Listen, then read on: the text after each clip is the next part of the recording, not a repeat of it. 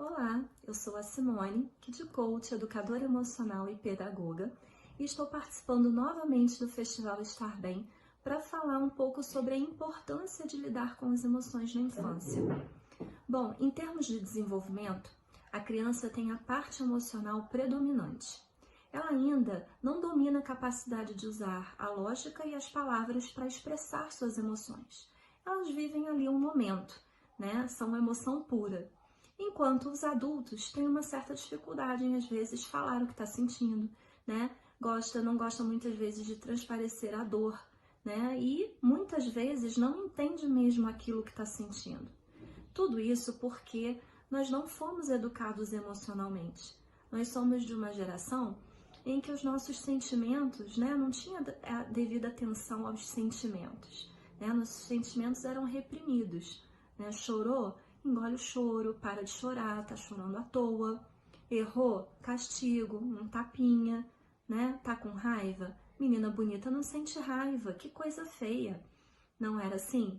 Então, com isso, a gente não entende muito bem aquilo que a gente sente, né? A gente não sabe muitas vezes expressar o que a gente está sentindo. E agora vem assim estudos e tudo mais, a importância de desenvolver a inteligência emocional, né? Tanto nossa quanto das crianças desde pequeno, a importância de promover uma educação emocional para que a criança cresça fortalecida, sabendo se expressar, sabendo seu lugar no mundo, né? Para criar aí relacionamentos duradouros, saudáveis. E a gente aqui no meio disso tudo, tendo que ensinar sem saber. E então a gente não sabe lidar, é difícil para nós, bom, pelo menos para a maioria de nós, porque nós não vivenciamos isso, então nós não sabemos como fazer também, né? Então fica muito difícil e nós acabamos tomando dois caminhos. Ou a gente vai para o caminho do disfarçar o sofrimento, né? Ah, foi só um pulo, aconteceu nada, levanta, vamos lá. Ou então a gente abafa o sentimento. Ah, não foi nada, tá exagerando, né? Não aconteceu nada. Então a gente acaba tomando esses dois caminhos porque a gente não sabe qual outro caminho tomar. A gente acaba repetindo padrões que foram feitos com a gente de uma forma muito automática. E por mais que às vezes a gente ache que, poxa, eu não tô fazendo legal, a gente não sabe como fazer diferente, né? Então, eu acho que é preciso que nós, primeiro, né, nós, pais, nos reeduquemos emocionalmente.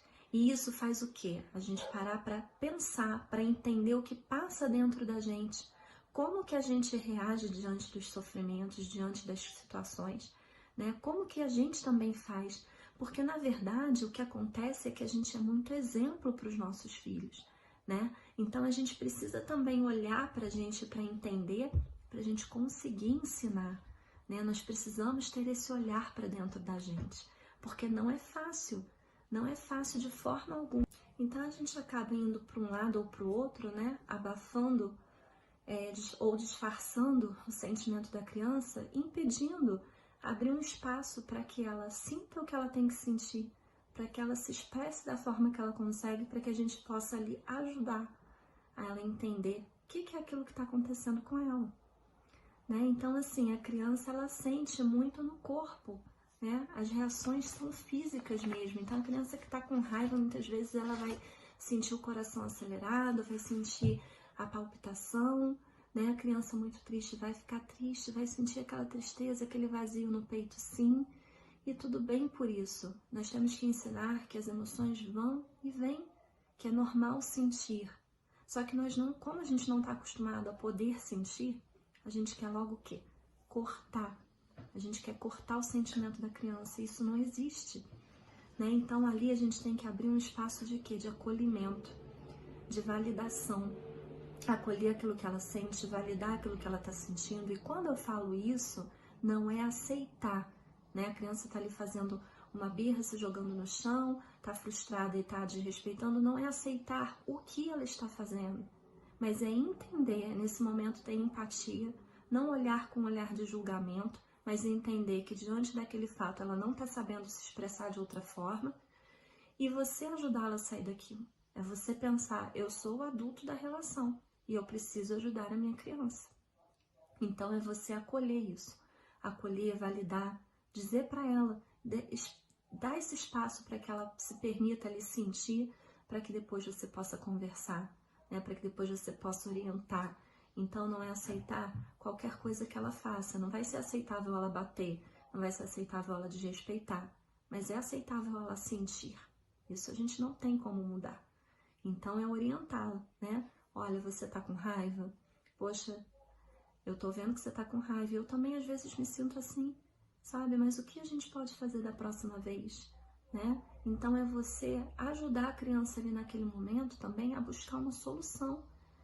Então a gente às vezes fica querendo cortar o mal pela raiz, e a gente acha que cortar o mal pela raiz é simplesmente negar o que ela está sentindo. A gente não dá essa abertura, né? E é porque a gente não sabe mesmo fazer isso, porque isso não foi feito com a gente. Isso é fato. E muito também vem do nosso exemplo, né? Eu não posso falar, ó, você não vai bater, porque se você bater, eu vou bater em você, né? Então, se a gente precisa ali ensinar a forma dela agir. Se a gente fala que ela não pode, mas fala que se ela fizer, a gente vai fazer, o que nós estamos ensinando, não é verdade? Então, também as nossas ações têm que ser congruentes com aquilo que nós falamos, né? Com aquilo que nós pensamos, porque nós somos o modelo e a criança é como uma esponjinha, né? Ela vai modelando a gente. Então, é olhar isso, sabe? É olhar pra gente primeiro, porque às vezes eu fico falando e falo até para uns pais e eu posso dar 1000 dicas de como fazer, né? Posso falar, faça isso, faça assim, faça assado, mas como estão as suas emoções, né? Você tem autocontrole? Você tem empatia? Você tá vendo no seu filho, né? E tá querendo que ele faça algo que você espera, ou você está dentro da realidade, ou você está muito na expectativa de ter um filho ideal, né? Você aceita o seu filho do jeito que ele é?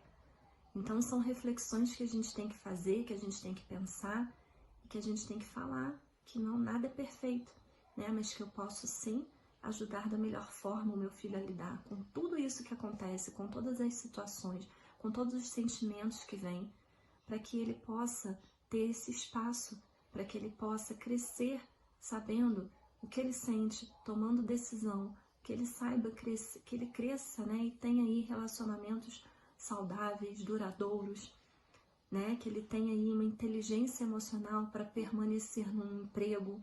Hoje nós vemos tanta gente desempregada, não por falta de competência.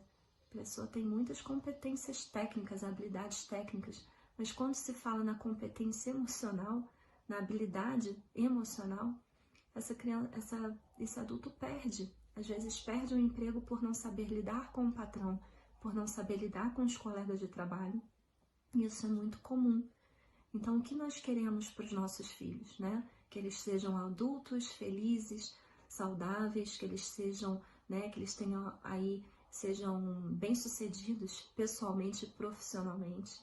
Então, a partir de hoje, a gente precisa olhar essa importância de educar eles para a vida, né? Emocionalmente falando, né? Da gente olhar para isso e abrir esse espaço para acolhimento, para validação do sentimento, para escuta ativa, escutar o que seu filho tem a falar, né? E junto buscar e ajudar ele a buscar uma solução para as questões da vida dele, né? E para isso, eu deixo aqui essa reflexão de nós também nos olharmos e percebermos o que nós podemos fazer de diferente a partir de hoje, o que nós podemos já começar a colocar em prática, né? O que nós podemos fazer para promover essa educação emocional para os nossos filhos, para que eles possam crescer e serem aí adultos felizes, né? Então essa é a minha reflexão para hoje, espero que você tenha gostado.